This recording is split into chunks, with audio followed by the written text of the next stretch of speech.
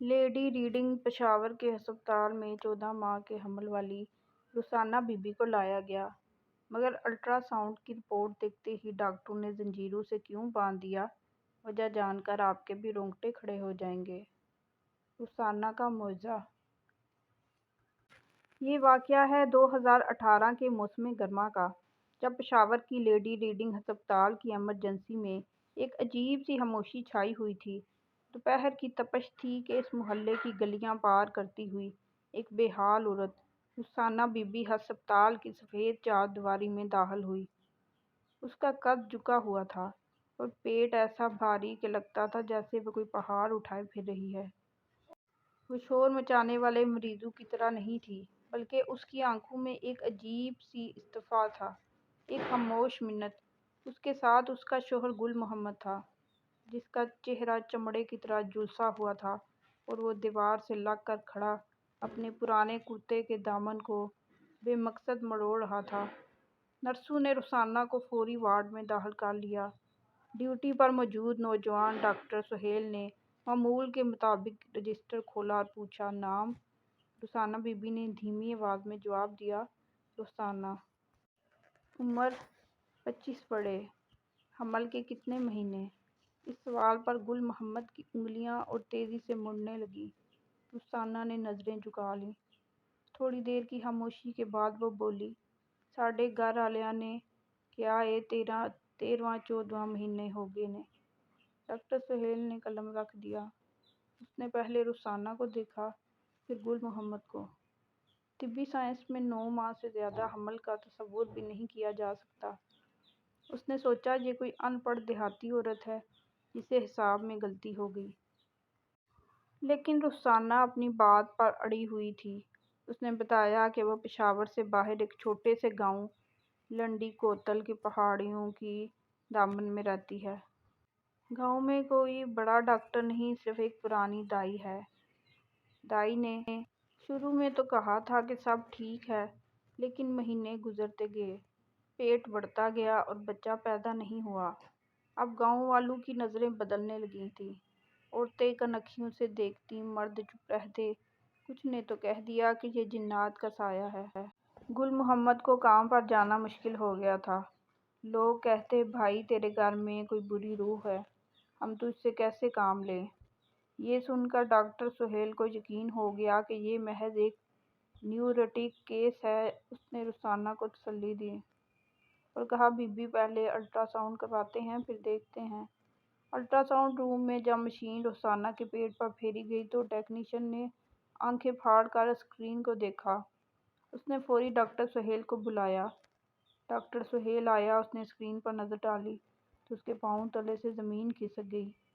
وہاں رحم کے اندر کچھ تھا، لیکن وہ عام بچہ نہیں تھا۔ نہ ہی وہ کوئی عام سسٹ یا رسولی تھی۔ وہ ایک انسانی شکل تھی، لیکن بالکل تیار شدہ، جس کے اعضاء مکمل تھے، لیکن وہ جم چکا تھا۔ وقت نے اسے پتھر بنا دیا تھا۔ یہ ایک نایاب ترین طبی کیفیت تھی جسے پتھر کا بچہ کہتے ہیں۔ سائنس کی زبان میں اسے لیتھیپوڈین کہتے ہیں۔ یہ سکت ہوتا ہے جب حمل رحم کے اندر ہی ختم ہو جائے، لیکن بچہ باہر نہ نکلے، تو جسم انسانی اسے غیر ملکی چیز سمجھ کر اسے اپنے اندر قید کر لیتا ہے اور کیلشیم کی تہوں میں لپیٹ دیتا ہے۔ یہ بچہ کئی سالوں تک ماں کے اندر پتھر بن کر رہ سکتا ہے۔ لیکن یہاں ایک اور مما تھا۔ رخسانہ کا پیٹ تو پھر بھی بڑھ رہا تھا۔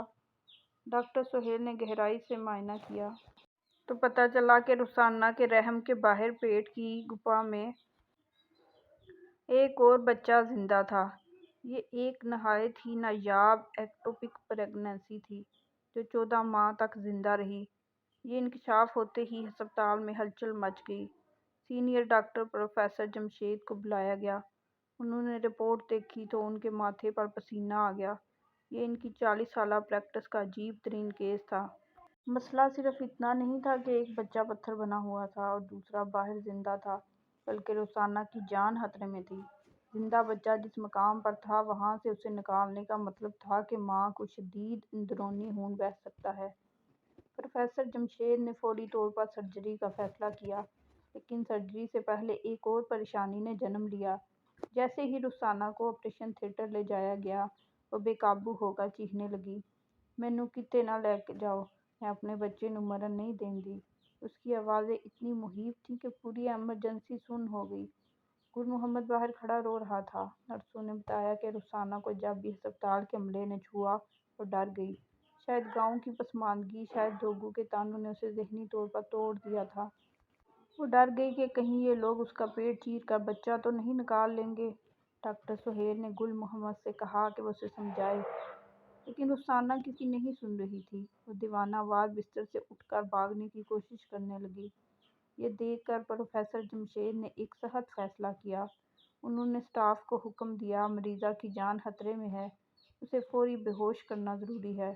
اگر ضرورت پڑے تو اسے زنجیروں سے باندھ دو، لیکن آپریشن کرنا ہوگا۔ یہ سن کر پورے ہسپتال میں سنسنی پھیل گئی۔ زنجیریں؟ ایک حاملہ خاتون کو زنجیروں سے باندھ دیا جائے گا؟ نرسوں کی آنکھوں میں آنسو تھے، لیکن وہ ڈاکٹر کے حکم کے آگے بے بس تھیں۔ رخسانہ کو زنجیروں سے باندھ دیا گیا۔ وہ بے تحاشا چیخ رہی تھی، اس کے ناخن پتھر کی دیواروں پر گھس رہے تھے۔ گل محمد نے باہر سے یہ منظر دیکھا تو وہ بے ہوش ہو کر گر پڑا۔ آپریشن شروع ہوا۔ پروفیسر جمشید نے چیرا لگایا تو پیٹ کی گپا میں ایک زندہ بچہ حرکت کر رہا تھا۔